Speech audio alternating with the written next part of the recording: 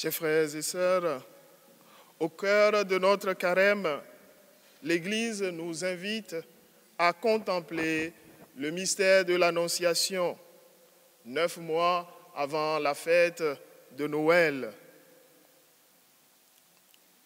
L'ange Gabriel est envoyé chez Marie pour lui annoncer qu'elle est choisie par Dieu pour être la mère de son Fils.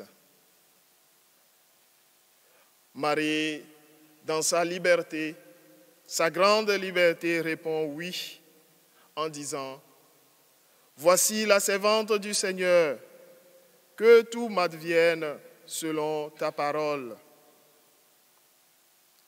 Le oui de Marie à l'Annonciation en fait la servante du Seigneur.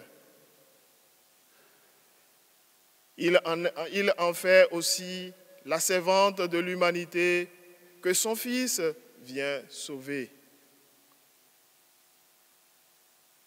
Comme Marie, nous aussi, nous sommes tous appelés, nous sommes tous choisis par Dieu pour incarner dans le monde sa bonté, sa miséricorde, sa tendresse et sa justice.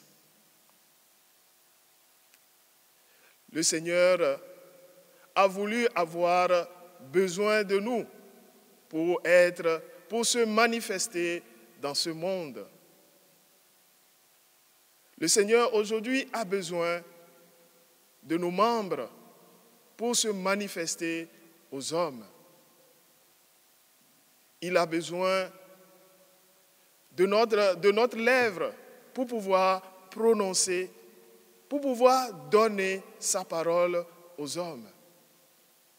Il a besoin de nos yeux pour voir la souffrance du monde et pouvoir soulager ceux qui souffrent, ceux qui crient vers lui. Dieu peut faire autrement, mais il a choisi, il a décidé d'avoir recours à nous, d'avoir besoin de nous pour faire cela. Donc, chers frères et sœurs, c'est dans ce sens que nous sommes tous appelés comme Marie. Nous avons tous une mission dans le monde. Mais est-ce que nous sommes toujours à l'écoute pour pouvoir remplir comme il faut cette mission qui nous est confiée? Oui, chers frères et sœurs, le Seigneur a besoin de chacun de nous. À travers cette fête, nous sommes encore invités à renouveler notre oui, le oui de notre baptême, à être prêts à servir le Seigneur à travers nos frères et sœurs. Quand nous disons oui, c'est une belle aventure qui commence. Il n'y a pas de plus grand honneur que d'être les serviteurs de l'amour. Oui, nous sommes appelés à être des serviteurs de l'amour. Et est-ce que nous acceptions la venue du Christ en nous et dans notre vie jusque-là? De notre oui dépendra notre futur éternel et la subite transformation de notre esprit et de notre quotidien. Porter Dieu en soi et l'offrir au monde a pour conséquence une joie que nul ne peut nous enlever. Combien il est très fort et combien cela met la joie dans notre cœur d'être des serviteurs de l'amour. Quand on sert véritablement, gratuitement dans l'amour, quelle joie!